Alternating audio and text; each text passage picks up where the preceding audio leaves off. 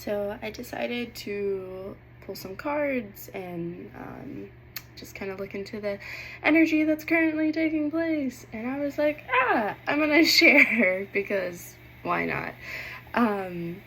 So today's a new moon, and of course it depends on what type of astrology you follow, or even if you don't follow astrology, that's fine. I always think that, or I like to believe that regardless of if we're keeping up with all the planetary movements or not, that if we're really in tune with ourselves and just kind of like what's going on internally, then we can already be in alignment with what our intentions for the seeds that we want to plant or even releasing, because of course we all each have our own cycles that we experience within our seasons and such. But today is new moon in Sagittarius in tropical astrology, and then I believe in sidereal, which I look at the astronomical true sidereal. It's in Libra / Scorpio. So I'm going to focus, I guess, on the Sagittarius energy, if you will, but really not on either or, but really just honoring the energy that's currently taking place and what archetypes kind of were popping up in my mind for contemplation. So I was really thinking about like the relationship between like how Jupiter and Mars was coming up and approaching me.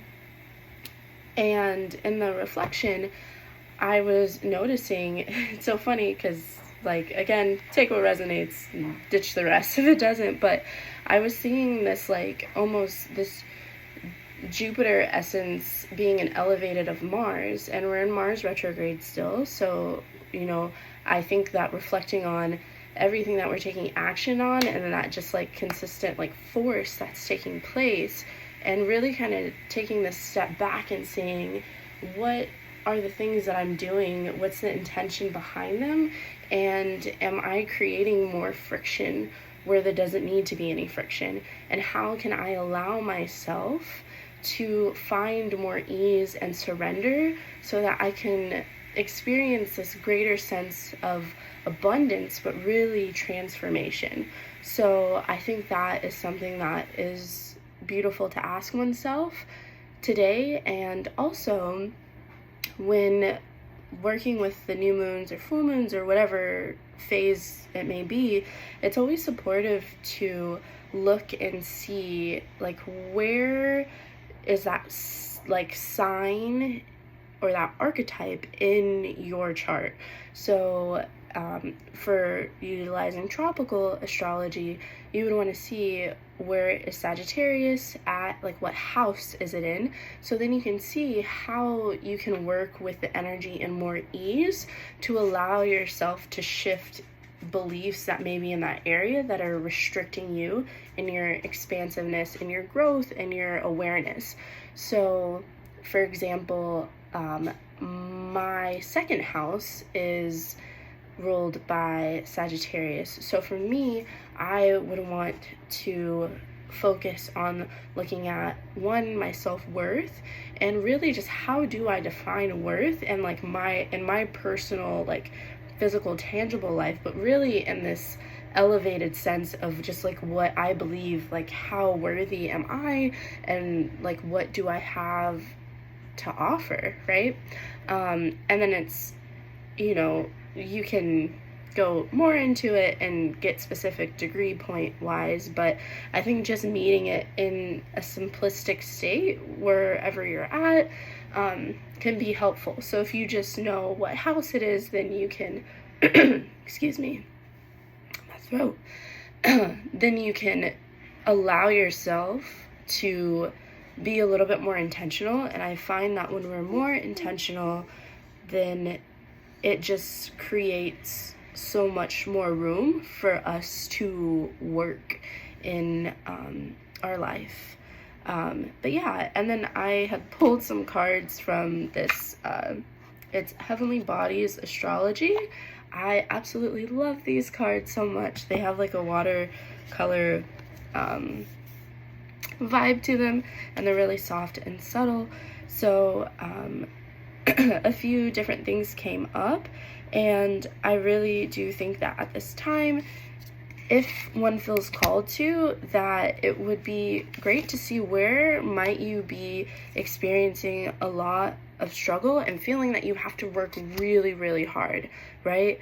And like, it's almost to the point where like you're just like, it's almost like you're struggling to get up that mountain, right? So how can you allow yourself to move forward and not be so in this like I guess defensive state, right? Allowing yourself to step back and like broaden how you're meeting your external world as well as your internal world, right? So you can be more open-minded and have the flexibility to allow that like growth or that like expansion to really take place. So not being in a fixed energy, but really like seeing like how can you alchemize it and make it more fluid for yourself, right? So welcoming this intention to plant seeds for change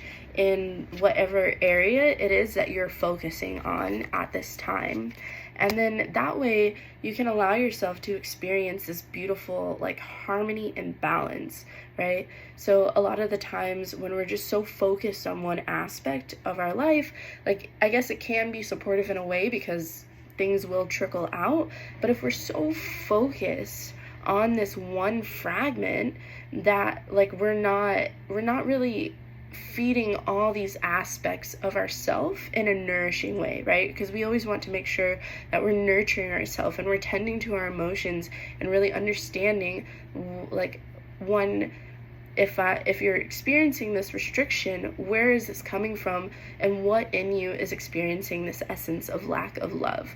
So yeah, I hope that all of that was lovely and supportive. But yes, always, whenever, if it's a new moon or a retrograde or whatever astrological thing is taking place, especially if you aren't really big on keeping up with things, I love to utilize the art of contemplation, if you will, and I just see like, hey, how are these archetypes showing up in my life and what are they speaking to me? Because normally there'll be one thing in emphasis. So like for me, it was thinking of like Mars and Jupiter and like kind of and switch roles, right? Because I know when we look up information, like I think if you look up Jupiter, and traditionally it's a masculine essence, but I think I was vibing with the feminine essence for it, right? But then I was like, wait, but it also, I'm feeling this essence of it surpassing both of that, right? But I do feel that Mars masculine essence right now currently being like projected within me and my life. So you can always change things up and don't feel that you have to stick to what you're reading or what you're hearing, because I think the beautiful thing is that, these archetypes and these planetary bodies that we get to observe in the night sky and that are illuminated for us really